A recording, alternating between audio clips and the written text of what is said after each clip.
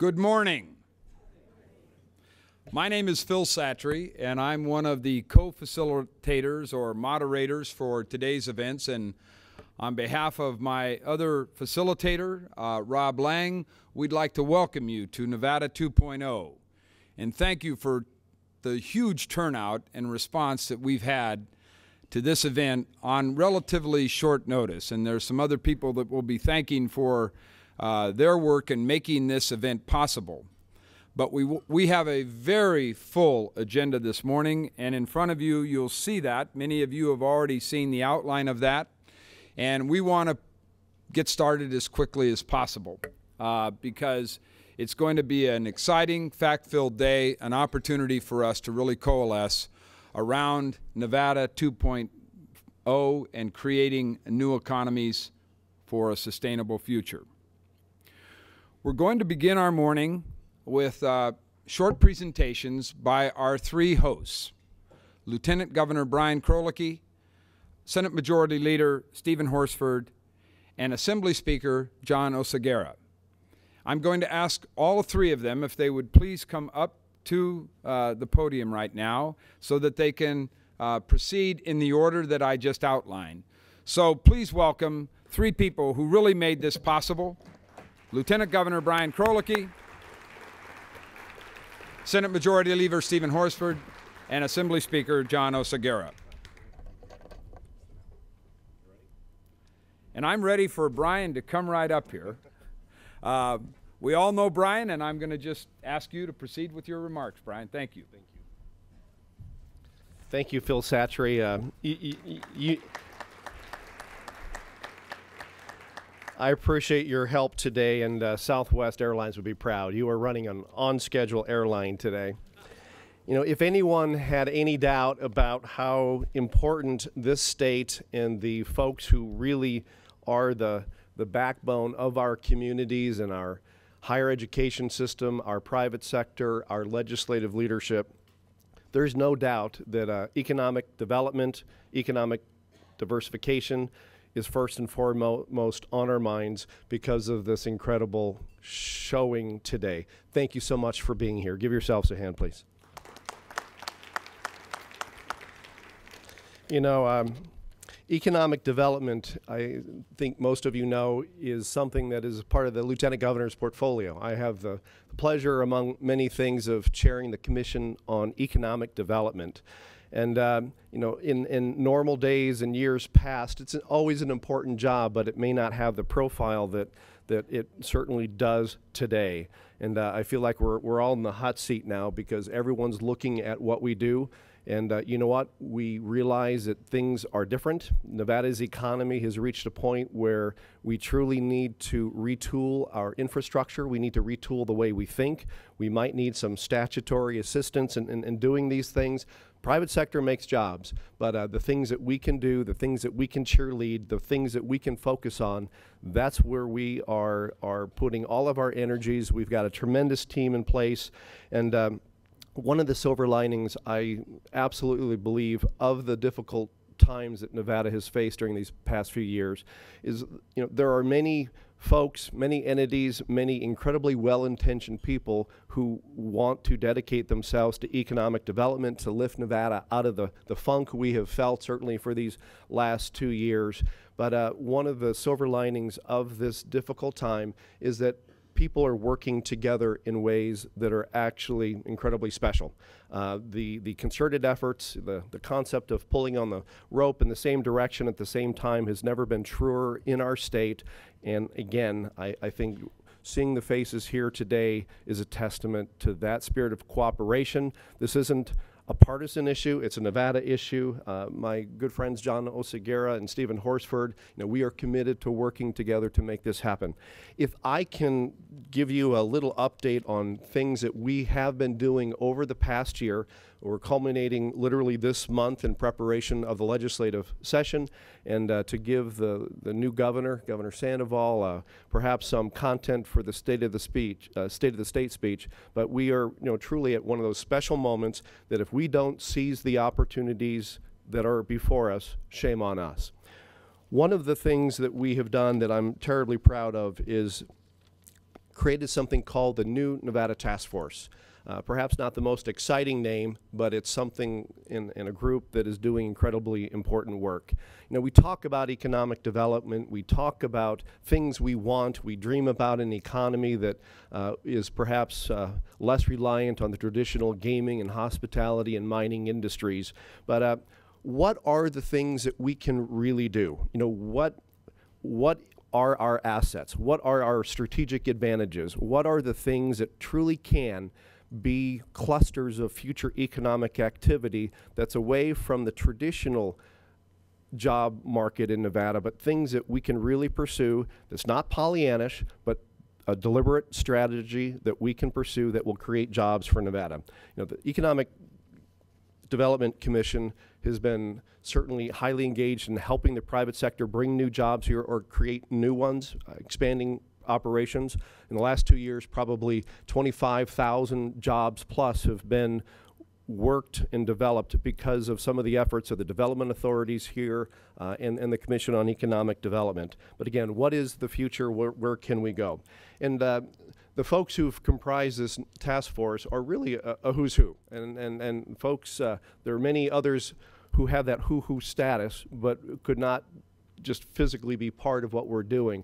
But we brought people from the private sector, from think tanks, in-state, out-of-state, certainly our NSHE partners. You know, Dan Kleitch, thank you so much for making these things happen, and President Neal and Milt Glick, I know are here. But the university system, our entire education system is critical in all of this, because an educated workforce is certainly a key to anything that we're going to be talking about.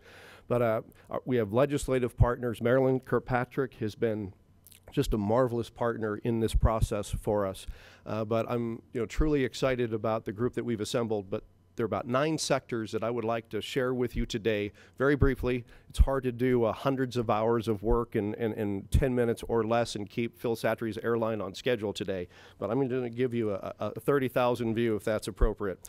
Technology commercialization. Again, the center of that will be our university system, but all the wonderful research and intellect that we have at these wonderful campuses, we need to learn how to better make an applied research approach so we can turn this information, this intellectual property, these patented ideas, these innovations into jobs that will employ Nevadans for 5, 10, 20 years to come. There's today and there's tomorrow. We can't lose sight on either of them. But technology commercialization, we're working with our friends at NIREC, but there are things that we can absolutely identify. One of the great parts of today, and I think why so many of the folks in the room are enthused, are we have folks and friends and counterparts from other states who've created models that have worked as entities helping be these job generators, kind of being traffic cops for, intellectual property and other places. And we've had the pleasure in the past year of meeting our friends from USTAR. Certainly the Georgia Research Alliance folks have been part of our regular conversations. But I hope, and with cooperation with our friends in the legislature, that we can agree upon a model and do the things that we need to do in Carson City to essentially create an entity which will be this generator, this objective group of individuals who will help in our commercialization of technology. Defense sector expansion. Nevada has unique facilities, whether it's Nellis Air Force Base, whether it's things like Hawthorne, whether it's Fallon Naval Air Station, things like the test site. We have some strategic assets and that truly can be clusters for new economic development opportunities, and we are absolutely pursuing those. Film, television, digital media production. Where else, except perhaps Hollywood, do we have such a trained workforce in the entertainment industry? This is an entertainment capital of the world. The people and their skills here truly can be the catalyst to bring in production kind of facilities and go far beyond where we have been traditionally. BLM land, federal land. We all know that this state is controlled by the federal government to the tune of about 87%, give or take. But these lands are critical. Perhaps lands around some of these federal facilities that I just suggested, certainly for renewable energy, which I'll touch in a second. But we need to partner like we've never partnered before with our federal delegation and make sure that the land use that we need in certain proximities are available for strategic economic development. Business-to-business marketing. You know, our best salespeople are the folks who are doing business here. They have customers, they have clients, they have providers, they have buyers. They need to be helping tell our story. You know, companies, many of us spent a day at Switch yesterday. An unbelievable opportunity for Nevada. It's a data storage system, many of you know that, but the opportunities, for example, just from this one company that I hope to hear more about in the coming weeks and are things that will drive economic development here, but business to business. International business development. You know, we have people coming to this city, this state from all over the world every day. You know, CES is a wonderful example. We have almost 150,000 people visiting Nevada today for the CES conference. The tourism, we have almost 50 million people visit our state every year, but our abilities to reach out, to speak particularly to some of the non-traditional partners of Canada and Mexico, Asia. Nevada can absolutely be the gateway to the Western United States for places far away, particularly Asia. The relationship, the flight patterns, these are things that we can do, things we've already started, but we just need to make a concerted effort that our friends in Asia see their toehold for commerce, for opportunities that work for all sides, that create jobs for Nevadans, are right here in Nevada. And with all due respect to our friends in California and Oregon and Washington, we have a far superior ability to deliver opportunities to them. Bioscience development. And again, what do we have? What are our resources? Besides our resources at NSHE, we have things like the Nevada Cancer Institute, the Ruvo Cleveland Clinic, the DRI facility, the Peterson Whittemore Institute up north. These are world-class institutions of higher learning and research. The abilities to leverage off of these unique resources to create jobs, to employ Millennium Scholars, to bring in the caliber of people, to drive these schools on these campuses, to deliver engineers and research individuals when they graduate and have an opportunity in-state when they graduate. That's what that is all about. Medical tourism can certainly be a part of that. We've all talked about it, we all know about it, and I absolutely believe in it. Renewable energy. Mother Nature has given Nevada a bounty that is, beyond the wealth of the Comstock lode that helped create this state. The things that we can do, particularly in solar in the south and geothermal up north, are profound. We all want a green environment. We all want to produce electrons in friendly ways. We have a state that's hungry for energy to the left of us and multiple avenues. And we must take advantage of the ability to be an energy producer in the western United States. But more importantly than producing the electricity from renewable sources, we need to be the research hub. We need to be the manufacturing hub of the mirrors, the pumps, the things that create renewable energies, wind turbines. These are the things we can do, and if we can get that cluster, that initial critical mass, we can absolutely be the epicenter of all renewable energy efforts, from production to construction to the manufacturing and research pieces. Transportation.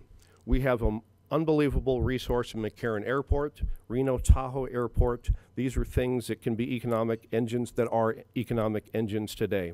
But our abilities to use this kind of infrastructure without taking sides, high-speed trains between Southern California and Las Vegas.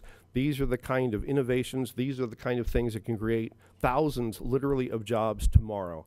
So these are very roughly from that 30,000 foot level, the things that we've identified from this task force. We will be presenting a final paper. Our panel needs to agree on some of the final details. We hope to put some extra incentives in some of these, some more exciting stories, things like trying to secure the Winter Olympic Games in northern Nevada, which would be an economic engine for the entire state. But these are exciting things. Some of these are certainly long-term planning things, but some of these opportunities are available today and can create jobs in Nevada tomorrow. So again, I want to thank our friends at the NSHE system and for putting so much of this together. Neil, thank you. Dan Clates, your partner in this. Many of these individuals, again, have been part of this task force. I thank you for being part of it.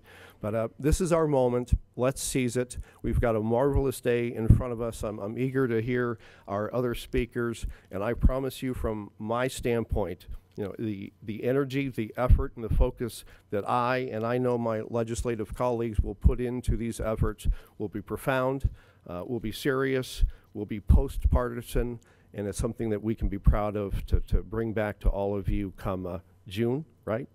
Okay, we'll be done in June. You heard it here. Thank you again very much for all being here, and Happy New Year. Good morning. Good morning. I know it's early, but it's time to wake up. Nevada is alive and we're ready. We're open and ready for business. Am I right? Good. Well, if you look around, you'll notice that this room is virtually filled to capacity. That is as it should be, because nothing is more important than what it is we will be discussing today: Nevada's economic future and how all of us play a part in making it become a reality. This kind of conference has not been common in the state of Nevada. 5 or 6 years ago, it may have not even seemed necessary. We led the nation in job growth and population growth. Residential and commercial construction was booming. We had more jobs than we had job seekers. But now, we are where we are. Nevada is economically distressed like never before. By some measures, we are in worse shape than any other state in the country. But out of this crisis, there are both challenges and opportunities. We have the opportunity to reshape Nevada's economy, but we also must recognize our challenges. We cannot grow our economy without embracing the fundamental necessity of providing an educated workforce and of growing that educated workforce right here in our state. We must match our restricted revenues to those programs that most likely improve our chances for economic success, namely K-12 and higher education. We must reform the way we deliver all state services to maximize efficiency so that the dollars that we do have can be invested where they are needed most. We must reform our economic development outreach to target in laser-like fashion the kinds of companies that best fit our strengths and the future that we all want in our state. Now, to do these things, we have to draw upon ourselves. We have talent, we have tenacity, and we have the desire. And we have a crisis that will get all of us to the table. And that is exactly where we are today, at the table. And through this conference, I hope that we can begin a vision of where we want to be, to outline the resources that we have, as the Lieutenant Governor says, in the right places, and to create a strong mechanism for accountability for how those resources will be spent. As we create and implement this vision, though, we must also focus on the immediate need for us to create jobs. Our responsibility then is twofold. 1, create jobs now. And 2, create a vision for Nevada 2.0. There is a sense of urgency, the urgency that I see every day in the budget projections I receive and the unemployment numbers that we read. But most recently in the faces of the unemployed. We've lost over 200,000 jobs in this state. That's 200,000 families that are struggling, that are in need, that are losing their homes, that are worried about their children's future. They're worried about meeting the basic necessities of food and clothing and shelter and medical care. But what they want most is a job, because a job provides a sense of dignity and purpose. So it will take all of us working together to create new opportunities and new jobs for these Nevadans and their children. I, as a state leader, can do my part, with my colleagues providing legislation that fosters economic growth. Business leaders can do their part by lending their time and talent to efforts to diversify and expand our economy. Educators must help us build the bridges we need between our education system and Nevada's new economy. Community organizations can refocus their programs to align with our economic goals and the needs of our citizens in participating in a new economy. Now, one of the things I think we will learn today is that other states which did not roll along as easily as we did, riding the good times, they began planning their economic futures years ago and invested in and implemented measures that built some sustainability into their economies. These states have been better buffered against the national recession and have not experienced what we are now experiencing. Their unemployment rates have not hit 15%. They have industries that have contracted, but not to the extent of our construction and gaming industries. So we can learn from them, but we have some other guideposts as well. As I conclude, I want to say that the work of the Nevada Vision Stakeholder Group, which was a 20-member group of citizens, business leaders, educators, community organization representatives, and public officials, formed a strategic plan for the first time for the state of Nevada on key quality of life areas. And one of the statements out of that report said that the quality of life is a hollow promise without a healthy and supportive economy. That's what we're here today to build, to implement, and to carry forward, and I look forward to joining with you in that effort. At this time, I'd like to introduce my colleague, the person that I work with and spend, unfortunately, more time with over the next 5 months than my wife, the new Speaker of the Nevada State Assembly, John Oceguera.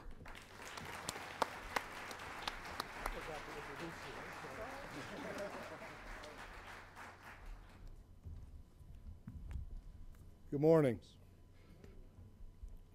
I thought Stephen taught you on that one. Good morning. Good morning. Thank you. Mr. Satry, I'll get you back on time. Mine will be right on time. I leaned over to Stephen earlier and I said, man, look at all these people. This is great.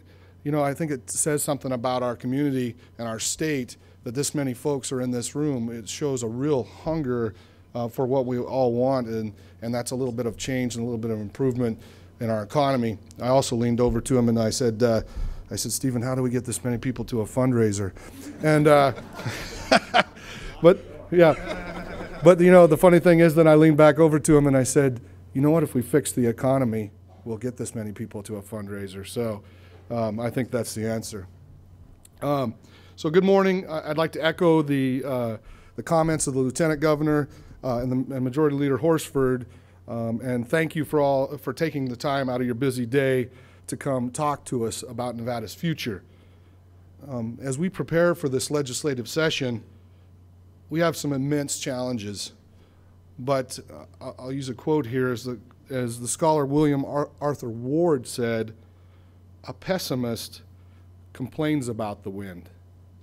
An optimist hopes it'll change, but a realist adjusts their sail. I'm a realist, and I'm looking to all of you to help guide us in adjusting that sail. We've been on the same course for decades, and it's clear to everyone here that it's time for a change. We certainly have had our share of difficulties in Nevada, but today is all about the opportunities that lay ahead. And I believe if you're here in this room, like me, you're ready for Nevada 2.0.